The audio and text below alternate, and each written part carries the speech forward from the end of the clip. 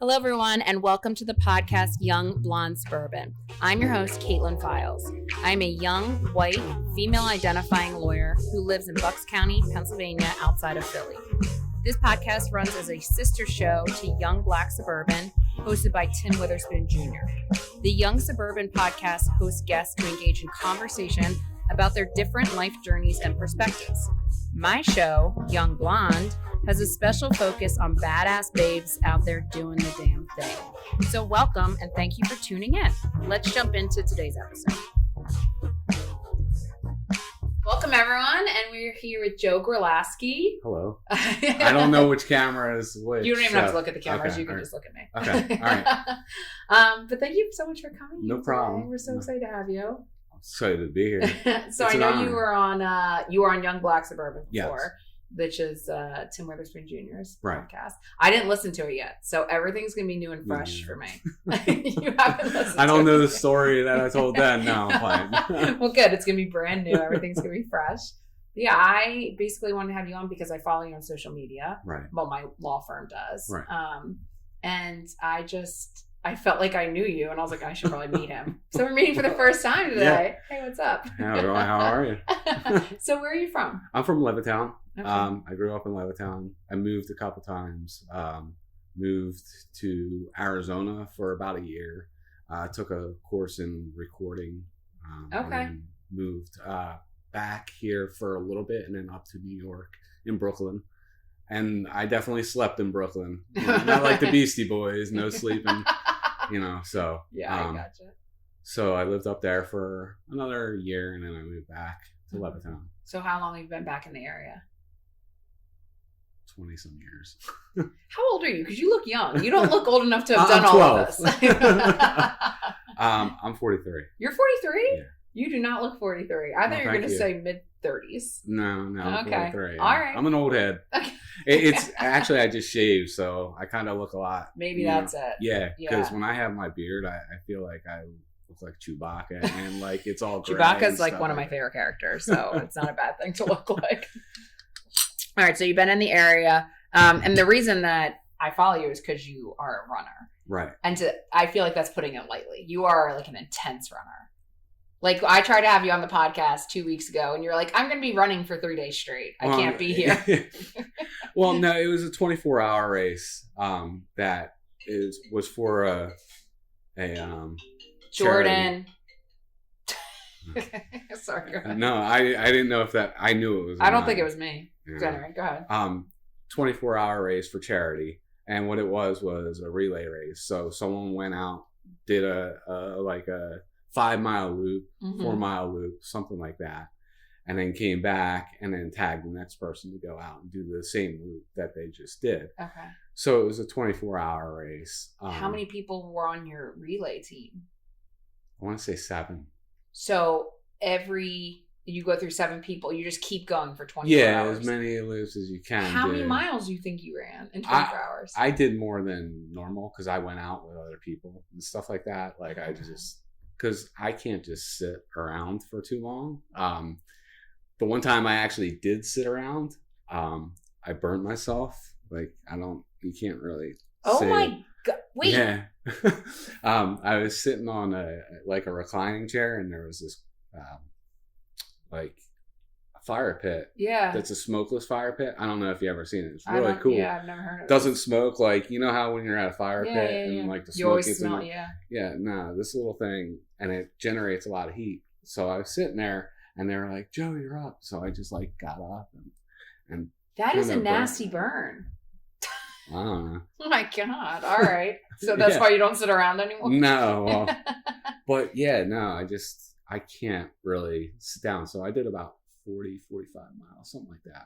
That is unbelievable to me. I'm like struggling to run 5. When I like message you on social media and be like, went for a run today. You're like, how many? I'm like, about 2 miles. About 2. Hey, that's where I started too. So I was going to ask you, when did you start running?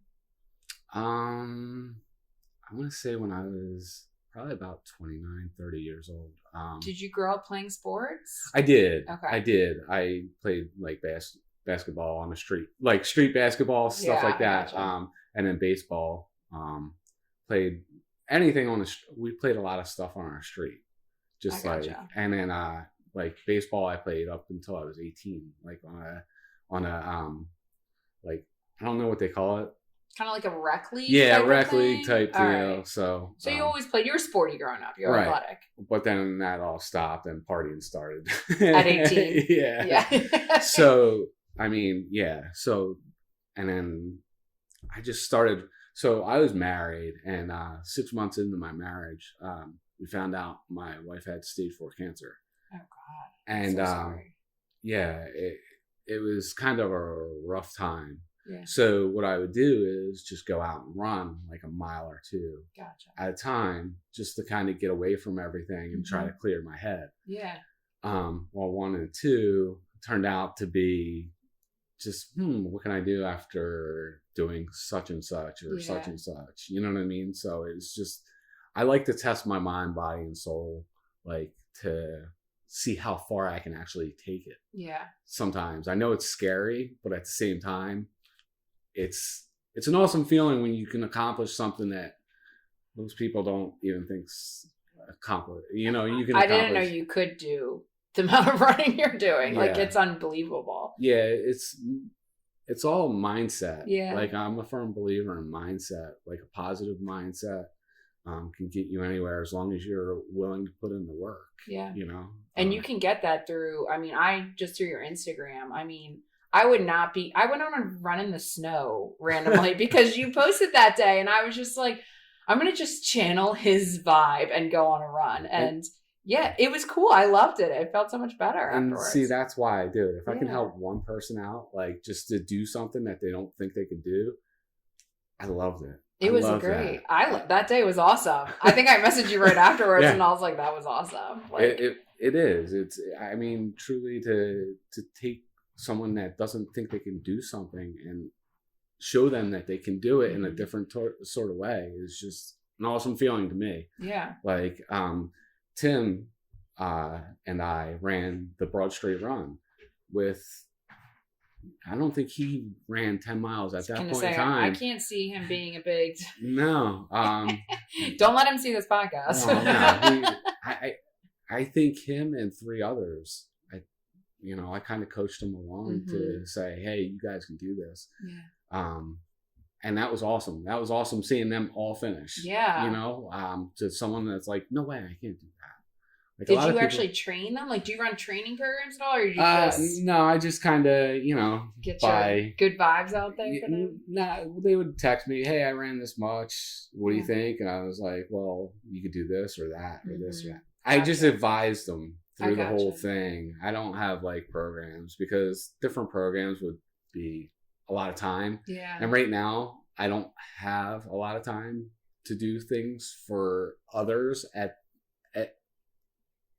I don't want to say for others, but at the same time, like, I don't have time to train someone to do this, the amount of miles that they want to do. I gotcha. Like, if someone comes to me and says, hey, I ran this far or that far and I want to be able to run this far, I'll help them through, but I can't personally, you know what I mean? Like, give them my 100% attention because I have right now, I have a pretty big goal coming up in October. So I'm going to remember to ask you about that. Yeah. So I don't really have that much time. Like we were talking about earlier, I'm probably going to leave here and run 20 miles. Yeah. How long will that take you? I don't know. It's kind of hot and I'm not used to this heat yet. And my allergies haven't been maybe 4 hours tops. Okay. Yeah. So you'll just go run for 4 hours. Yeah. Do you listen to music when you run? Here and there. I do.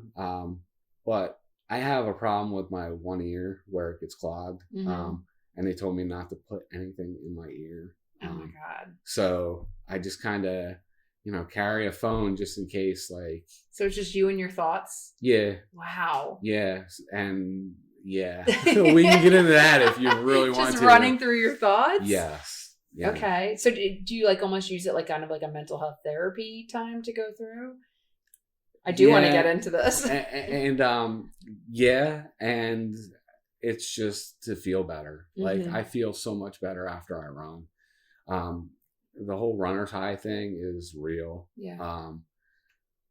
I feel awesome after a good run. Like I feel like I'm it's a weird feeling, invincible. You know what I mean? Like, but at the same time, there's some days you really just struggle through it. And you know, just like everybody else, I struggle through runs. Like 3 miles in, I'm like, what am I getting myself into when there's a lot more to go? Yeah. So, but yeah, it's mentally soothing to me to go out and run 20 miles, 25 miles. Yeah.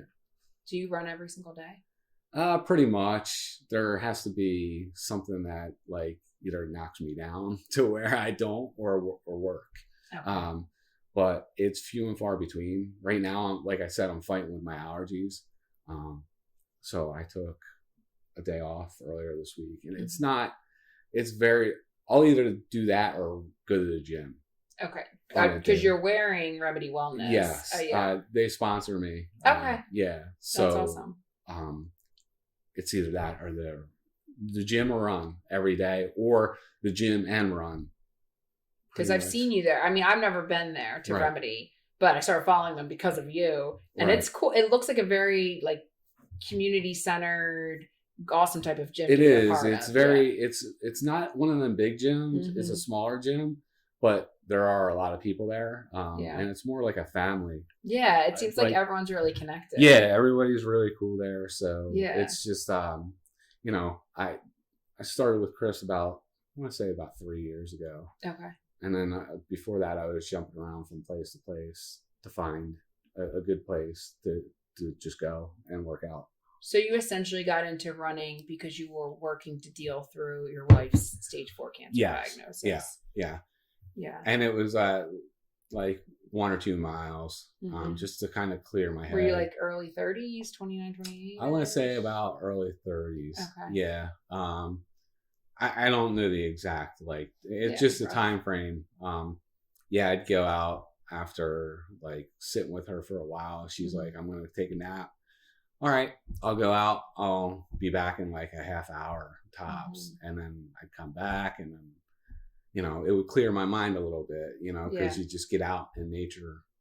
Yeah. And so I'd come back, and then someone convinced me at work to do a 5K, and I was like, no way. I'll never do a 5K, blah, blah, blah, blah, blah. I should never say never. Like now that doesn't come out of my mouth is like, never do that. I don't know what's next. You know what I mean? Like, well, I do have plans, but I can never say no to something because you never know. Yeah. My first 5K I ran, someone had a seizure right in front of me. It was scary. Yeah, that's terrifying. Yeah. And then I was just like, you know what? I don't think I'll ever run more than a 5K. And then I forget how I got introduced to the half marathon, and it just kept on going from there. So at what point, because I feel like there's a point where you kind of cross that, because I've done half marathons before. Right. But I've never even considered doing these aggressive runs or training for that. What point did you kind of transition into like you're a real runner? Like you're I'm a fake runner. You're a career runner. That's what you are. It was just, I just really wanted to see what I could do. Just like challenging yourself. Challenging myself. I mean, I work for a living, but there was no real challenge in my life, you know? And in watching what I watched with my wife going through and everything like that, you know, you learn to live a little bit differently. You learn to live day by day. You know, nothing's ever promised to you, and it's an eye opener when you know you got to sit there and while your wife's going through chemo and watch other things go on. You know what I mean? Like it's just eye opening. You just don't. It's not a good thing. So it just woke me up and kind of lit a spark under me. Like, hey, I want to try this. Like, I went through a marathon and I was like, well, I still got more in me. So what's next? And I didn't even know there was a thing called an ultra marathon. And then I was following someone on Facebook and they were like, yeah, I did a 50 miler. And I was like, 50 miler? Wow, what's that? You know what I mean? Yeah. And then, so it just went from there. And I actually, found this other one that was 240 miles. And yeah. This is why I called you a real runner. Well, I consider everybody. I know, but I just mean those are aggressive distances. Yeah, compared to like my 5 mile run. Hey, I mean, 5 mile run is 5 mile run. Right. But yeah, so, and how I found out about the 240 mile run was through Facebook again. Like that's why I can never get off of Facebook. Like I'm not much on there, like to look at stuff, but the first year that they had this race, a woman named Courtney Dowalter totally killed the run. And people were going nuts over the internet about it. She did it in like 50 some hours, 240 miles. So if you can do the math, it's like crazy what she was doing. And people just started texting and so I was like, I got to do that one day. Yeah. And one day was like 3 years later. So that's impressive. Yeah. That's amazing. Yeah. So do you mind me asking if your wife is still? No, she passed about 8 years ago now. I'm sorry to hear that. Yeah. Did running kind of help get you through that time? Yeah. Yeah. That and boxing. Okay. Like, so, before I met Tim, I was at a couple other gyms, smaller gyms, and punching the bag, as you know, it's therapy. It is. It really, really is. And so,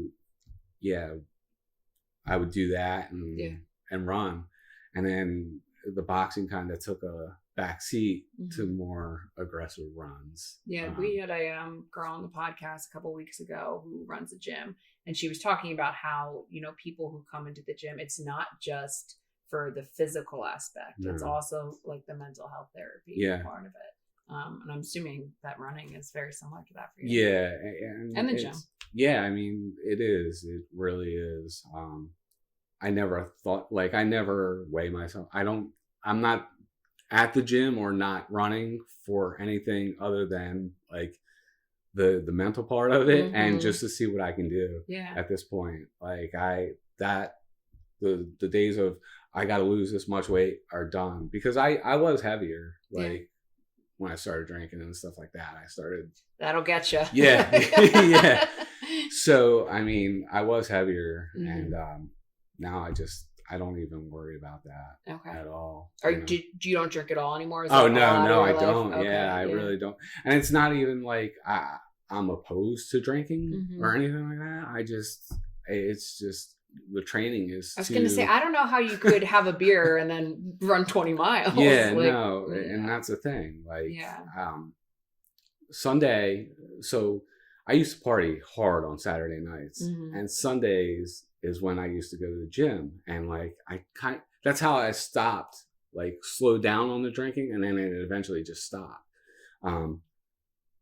Saturday night was a huge night, party night, and we would go out, have a good time, and I would try to get up to go to the gym in the morning, and I wasn't working out too well. And even if you make it to the gym, it's probably a half-ass workout because you're hungover. I mean, I was sweating out vodka and whatever I was drinking the night before.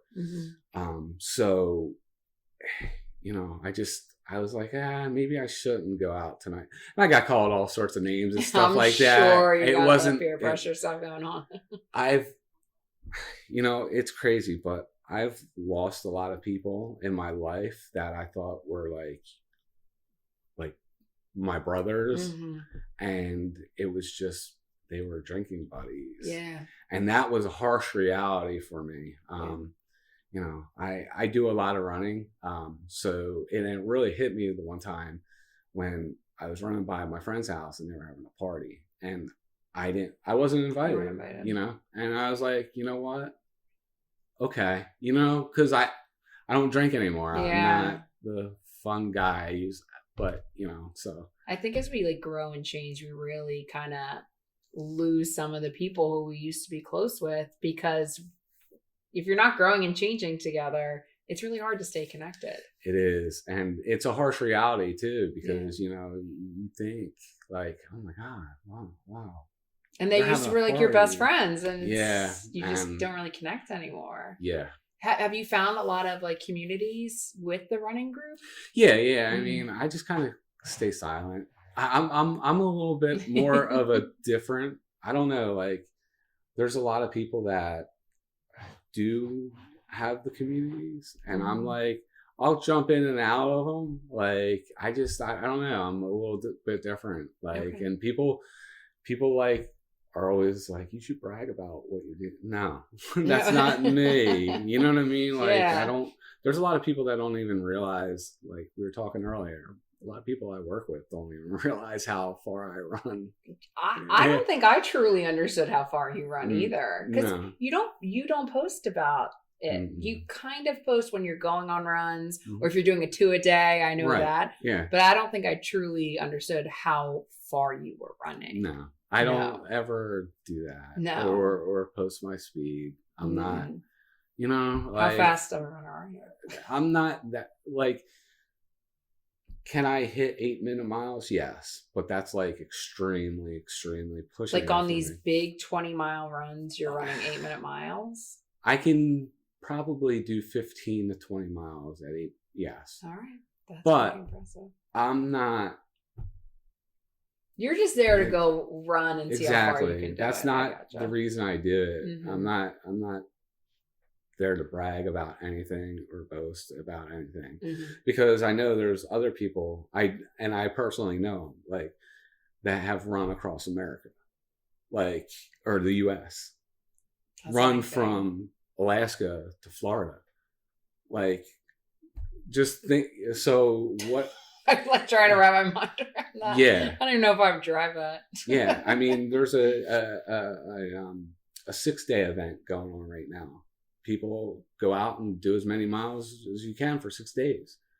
So you can imagine the amount of mileage that they put up. Like, in events like those, are you looping? Yeah, okay. Yeah, all right. Yeah. This particular one, it's called 3 Days at the Fair. It's in Jersey, in Sussex County. I gotcha. They have a 1 mile loop, and you just go around for 1 mile. So that would drive me nuts. It's weird, but it's also not so bad because you see other people. Okay. It's not like you're out there a long time with your thoughts out in the middle of nowhere, and it's like dark. So do you prefer the loops as opposed to like the far out? No, I would rather do the far out sort of stuff. But there's good training in the small loops. Like the 3-a-day event is how I trained for the 240-mile run. 3 days is a good portion of, well, the 240-mile run. They give you 4.5 days, something like that, to finish. So that was perfect. Like, I was like, hey, I can train myself how to sleep, how many hours I should sleep, if I should sleep, type deal. I use it. It's really, really good for training. It's not the same type of terrain or anything like that, or the elevation gain. It was just a good, hey, I'm going to be 3 days, as many miles as I can, and just push it for as long as I can in them 3 days. Gotcha. So that was an awesome experience for Moab, which is the 240-mile race. Okay. And do you travel everywhere for your runs? Pretty much. There's not a lot of local stuff. I was going to say, I feel like I haven't heard of any big ones around here. It's mostly in Jersey, like North Jersey. There's a New Jersey Trail Series. There's also a Sasquatch. They different kind of runs, and they're mostly loop runs. They're not out and back or out and just like around. a lot of that stuff is travel, like Utah. Yeah. You were just Arizona. out somewhere, weren't you? I was. Where were you at? I was in Utah. You were in Utah? Yeah. Okay. Yeah. I was out in Utah, Zion 100. And I took a guy, Joel, if you're listening, awesome job. Okay. He actually got through. I didn't. I dehydrated myself. I got really dizzy. Like I got 90 miles in and dehydrated myself. So, I mean, still 90 miles is a good chunk of it, but it's not what I went out for. What was it for? It was 100 miles. It was 100. Yeah. Oh my God, you got 90 of the 100. Yeah, Oh. yeah, and I had to. It was just getting hotter and hotter. Yeah. And me being dehydrated, and like we sat down for we found a tree, and I had to sit down. I'm like, I got to sit down. I started getting dizzy. Yeah. You know, got back to where we could get food and drink. They call them aid stations. I started drinking as much as I could, and then like I tried to eat something, and it wasn't. Yeah. You know, it wasn't agreeing with me. So I was just like, Joel, just go. And he made it through, which is awesome. Like, and it's funny because Joel, I met him through another podcast. He had no idea who I was or anything like that. And, he was like, I want to get into this ultra running. So was this his first 100 miler? It was his first official 100 miler. I ran 100 miles through Levittown, and I saw him running at the park one day, and I'm like, hey, if you want to get some miles, just let me know. We'll go run through the park or whatever. Yeah. And he did 60 that day, which was awesome. And the most he'd ever run before that was like 30, he was saying. So, yeah. And then he just keeps texting me, you know, and like, hey, what are you doing? Like, do you run the whole time? Do you still like walk? No, you walk. You definitely do. You definitely do. It's so the elites. And I'm talking, these guys run 7-minute miles for like 100 miles. Oh my God. They're crazy. I can't even wrap my head. I can't wrap my head around it because, you know, like, that's nuts. It's ridiculous. They run the whole time. So, and I don't even want to say all of them run 100% time, but they do walk, you know, because that's a long way. Yeah. On your feet. Yeah. I know it's a long way in your car and everything like that, but yeah, it's a long way. And to say anything like that is easy because you've done it before, it's not. No. It's every time you go out there, something else could happen. Mm-hmm. Like there's so much that goes into it. Like, you know, I was gonna say, have you had any injuries? Not that I know of. Oh, I mean, that's pretty impressive. I'm pretty, yeah. No knees or ankles, nothing like that? Well, it's just, it takes me a little bit longer to sit up and stuff like that. But I mean, am I injured? Yeah, like no surgeries, tears, anything? No. That's pretty awesome. Not that, I mean, have I run on broken toes and feet? Yes. Okay. But then again, if you keep on doing something, I don't think my body even realizes what an injury is, to be honest with you. I got to be totally honest with you, you know. I just keep going. Yeah. You know, I like aches and pains, yeah. Mm-hmm. You know, sure. And then, but I'll just keep. Do you do anything like ice baths, massages, anything like that? Ice baths, massages. The whole 9 yards. Yeah, the whole thing. FST, stretching. Yeah. Yeah, I feel like you gotta, right? You gotta take care of your body. That keeps me going. Okay. Chiropractor, yes. Mm-hmm. Yes. They all. You got it all. Yeah. I mean, you kind of have to. Right. You're beating your body every single day. Yeah, pretty much every. What about with like your diet and stuff? Did you have to change that around? I just eat what I want. You eat whatever you want? Yeah. Okay. I mean, if I'm hungry, are we Facebook friends? I used to post. I'm not sure. I used to post every Friday night. What you were eating? I'd go to a pizza's place and eat a full pizza. And then I would go live, and then my mom and sister told me never to go live again while I was eating the pizza, you know? So, That's amazing. I think you need to go back to going live while eating pizza. Well, people were like, do you really eat the full pizza? Yeah, I do, Yeah. And then, like, when I go down to my brothers, my nephews are always like, you can't eat a full pizza. You can't eat a full pizza.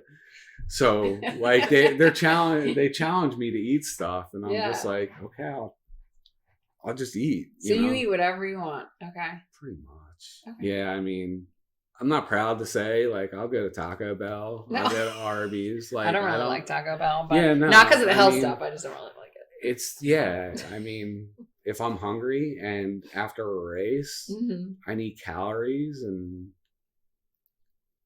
if it comes down to that, I will. But I mean, it's not like I'm there every weekend.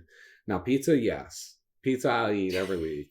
I should have got pizza for the podcast today. I feel like an idiot. Like, I mean, a full pizza, I'll do it. And, it's just, I don't count my calories. I do a lot of milkshakes too.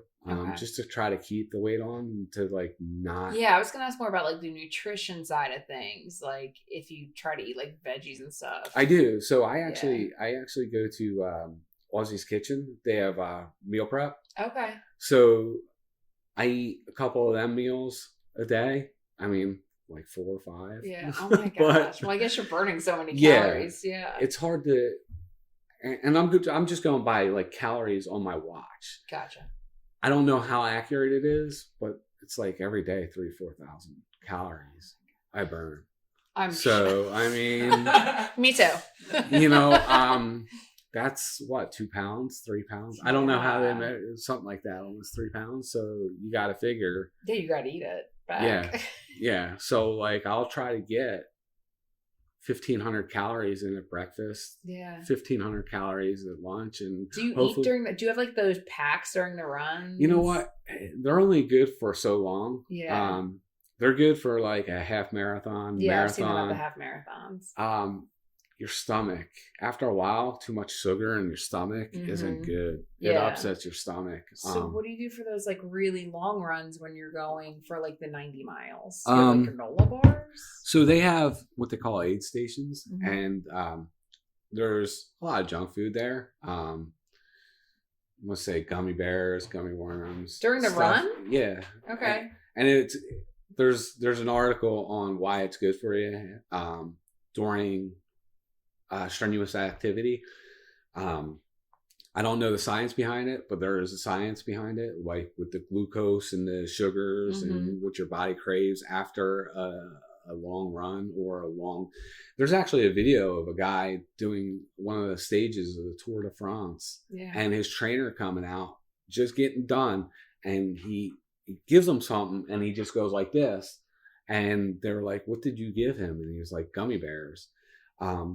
Sugar is good for you after something like that. You would not think it would be, but. So is that what you do, or do you eat that stuff during? I do, yeah. I eat that, and then they'll either do like tortillas with beans and cheese or stuff like that. Okay.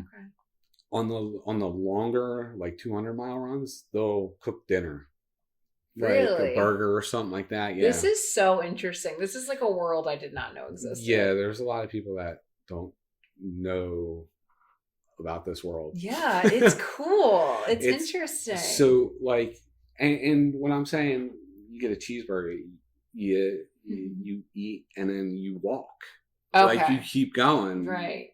Like when I did the 240 miles, I might have slept, I don't know, 5 hours in 4.5 days. So yeah.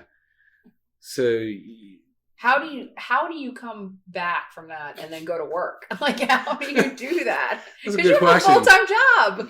That's a good question. I really, so on the 240-mile race, I made a huge mistake because I never run that far before. Yeah. And I didn't really quiz anybody that has done it before. So it was in Moab, Utah, and it was a 4-hour drive from the airport to Moab. So I left a day, just one day, to get back to the airport. And not thinking You needed that to crash. I was, up for, I don't know how many hours in a row. Yeah. And I did get to sleep, and I don't know how long I slept for or anything like that, but they had like an award ceremony the next day. So they had like all this pizza and everything like that, and, kind of ate. And I was like, you have pizza. You went to town on it. Well, it was weird because like after something like that, sometimes your stomach is like, it's really hard to eat after putting your body through something like that. So I went to Denny's after I got done because it was like right there. And I like ordered the whole menu and like I didn't eat. You couldn't eat it. I couldn't eat it. Yeah. But yeah, back to like trying to get back. Yeah. Back to real life. It took me a good while. I was tired for a good while. I'm sure. But I was back in the gym like 2 days. No, you weren't. Get out. No, I was. I seriously was. I believe you, but that is. And then I started running slowly again. But going back to work, I don't know. I was on a good high, a mental high for a good month. Yeah. And then I started realizing that, wow, this hurts. Wow, that hurts. Like I couldn't feel my hand for a good 2 months. Damn. Yeah. I just couldn't feel the tips of my fingers. Yeah. And it was from holding a backpack on my. Okay, that's just gonna ask if you had like a kind of like a rucksack. I had about 20 pounds on my back at the same time. Oh my gosh! Because of the water and the stuff that you need to do. Like they had a checklist of stuff you needed on you, because there was a stretch of 26 miles where there was no aid station. It was just water. Like, so whatever you had on you, that was it. Yeah. So it's an intense race. It's not like, No. That sounds insane. Yeah. So back to this question. You don't listen to music the entire time? Here and there. Like I did there.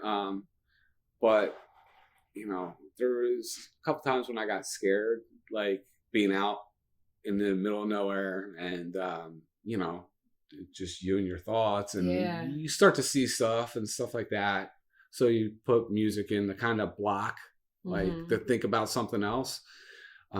Because you start seeing different things. That's freaky. I never thought about that before. Yeah, try staying up all night and then going outside at night, just around here, and then think about like out in the middle of nowhere, where there's nothing but mountains, and it's so foreign to you. Yeah, no, I would be very scared. So you put different things in, you do things different, like try to think of different things. Like I saw The Grinch. It was really a bush, but there was a couple things that I saw that weren't there. It was kind of like hallucinations. Oh yeah, definitely. Yeah. So what's the big race you have coming up in October? Well, it's going to be Moab again. Well, no, I'm going back to Moab, the 240. The 240. Yeah.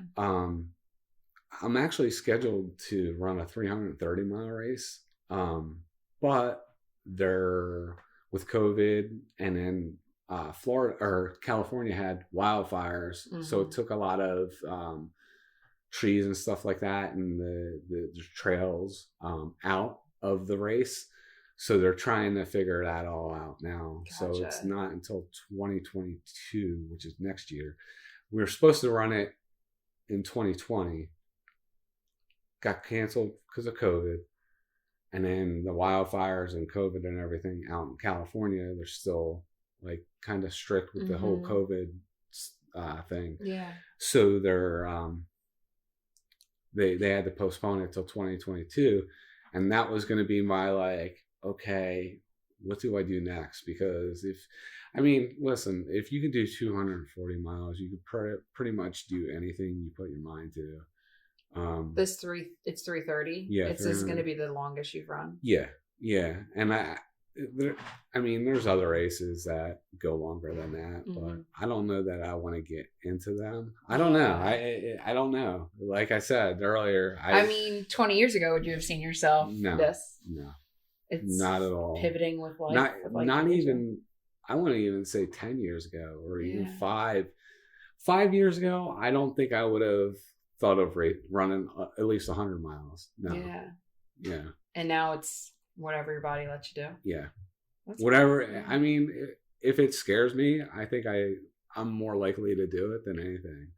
Like, because that's the only way to get motivated. For me, the only way to get motivated is to do something out of your comfort zone. And that's why I'm running twice a day. Yeah. That's why 5 a.m. wake up call. Yeah, no, it's 4:30 actually. It's 4:30. Yeah, to eat something. Oh, okay. That's me going to the gym. Yeah, I know. I've seen you at the 5 a.m. classes, and then just checking in with your morning runs on Instagram. Yeah. I'm like in bed at 6:30. Like, oh, you already ran. Yeah, no, but there's a reason behind that. Yeah, there's the 200, and I take it seriously because anything can happen in them races. Yeah. You want to be kind of well prepared for something like that. So I kind of take it kind of serious. The first time I did Moab, I was out with friends and we went to, what's that place called? Action Park. It's in Jersey. It's like, back in the 80s, it was like the deadliest park. Like people died going on some of these rides and stuff like that. It was crazy. In Jersey? In Jersey, Action Park. Do you know it's Jordan? Where I grew up. Yeah. Oh, Jordan. Okay. Warwick is right over the border. He's like, yes, been there multiple times. So yeah, they reopened it, but they call it something totally different now. What is it called, Jordan? Mountain Creek. Mountain Creek, that's right. There when they were doing a throwback year where they were Action Park again. So okay. I have like Action Park memorabilia from the one year I worked on the sounds like you're like own the place, Jordan. Oh yeah, no. There were guys there from the times when people died, like still smoking cigarettes and just being like, I remember those days. Wow. Yeah, so they opened part of this park and it was like 2 or 3 o'clock, and I was like, guys, I gotta go. And they're like, why? What's going on? I gotta go run. They're like, are you serious? I'm like, yeah, I'm serious. And they just thought it was funny, and I don't know. I think it's really serious, especially the way you describe the runs. I think they're kind of scary. You got to be prepared. They're intimidating, trust me, to be out. And usually, like, you'll link up with a few people during the nighttime, especially during the night times, because it does, especially you being tired, not actually fully, your mind just goes in different places. I gotta ask, as a woman, I have to say that I would be kind of scared to be doing this on my own. Are there a lot of female runners doing it on their own out there by themselves? There are. I want to say it's predominantly male. But there are females that are out there. In fact, with the Moab, when I went to Moab, there was a couple females that I was running with at certain different times, and it's very intimidating because you got to think not everybody lives in the suburbs. Like this is when I say there's nothing there, I mean there's nothing. Like there's nothing for miles and miles and miles. Yeah. You're out in the middle of nowhere. It's very intimidating. Yeah. Like, if you sat back and thought about it, you'd probably be way too scared to do it. And that's the thing. Like, I'd be scared to be on my own out there as a female. I just would. And, so in Moab, same race, you're out in the middle of nowhere. There was a road, and I saw lights coming from like far away, and it was, I don't know if it was really that dark because of all the moonlight and the sun or the stars and stuff, but I saw this, like, I don't know what it was coming towards me, and this was like 2 or 3 days into this. So I'm thinking to myself, am I seeing things again? Is this not really happening? Is this happening? So I was on the road, and sure enough, it was a truck. And there's no one around but me in this truck. Yeah. Right? And it's coming towards me. And I'm like, oh my God. Yeah. Like, I would have been freaking out. Trust me, I was on the inside. Yeah. They stopped and they go, "Are you okay?" Mm-hmm. And I was like, "Yeah, I'm just doing this Moab 240 run." "Oh, okay, awesome. Have a good time." And then they just took off. Yeah. But you're terrified. You don't know what's going to happen when that truck I pulls don't know up. who that person is. I don't know if they're there, and and it might be that we just live in a different kind of place than, the middle of nowhere in Utah, but that's the first thing that came to my mind was, am I going to have to fight this guy? Yeah. Like, when they were pulling towards me, I was like, I didn't know if it was a guy, a woman. I didn't know if they had guns blazing. Yeah. I was like, am I going to have to fight? And that's all they wanted to know was if I was okay. Yeah. And they probably would have driven me somewhere to where I was safe. Yeah. But you just don't know. So it is very, very, very frightening to do some of this stuff sometimes. Yeah, it's very courageous, I'd have to say. It is. And the tenacity to get through the training and everything, I mean, it's got to take a lot of physical and mental fortitude to get through it all. It does. Yeah. And then there's there's the sacrifice. Mm-hmm. Like there was times where I missed my nephew's birthday or niece's birthday because I was doing it, and or out in the middle of nowhere doing something. It's not, it's not like you can just go ahead and people don't realize that. So they see the okay, Joe's training. Oh, he's going to do a run. But they don't see the, hey, it's so-and-so's birthday. Where are you? Yeah. Yeah. You're doing your self-care. They don't see the sacrifice. They don't see, they see me getting up at 5:30 in the morning, 4 in the morning, on certain days. But you don't live that. When you're living that, it's a totally different world. I mean, I can tell you my perspective on it has changed completely because I see on social media is when you're checking in at like 5:30 in the morning and then just amazing motivational things you send throughout the day. You don't see the sacrifice you're putting in behind it. No, you don't. And after a while, it does. It gets to you. Yeah. It's grueling. Mm-hmm. It's not always fun. Like I said, there was times that I was out at Action Park. Yeah. And I'm like, yeah, guys, I'm sorry I got to do this, but I got to go. How do you keep like the good vibes up? Because your social media is awesome. Like you just post good stuff all day long that I find encouragement in, and I'm barely a runner. The thing is there's two ways to look at life. And like I said, I might have learned this the wrong way. And seeing my wife go through what she went through, there's always I'm lucky to be doing what I'm doing. Mm-hmm. There's people that I know that can't personally do what I'm doing. I consider that a blessing, I've seen bad, real bad, and I've seen good. So you got to celebrate the good. As long as I'm upright and I'm able to do something, that's a positive for me. Mm-hmm. Because I know if it might not always be that. Like tomorrow, it might not be there for me. Yeah. Like that's why I keep the positive mindset. Like you gotta. It's good to be walking. It's good to be talking. And social media gets to me every once in a while with the people that are like, oh my God, I dropped my pen, FML. And I'm like, are you kidding me? Like for real. See the bigger picture. Real. There's a bigger picture out there. Yeah.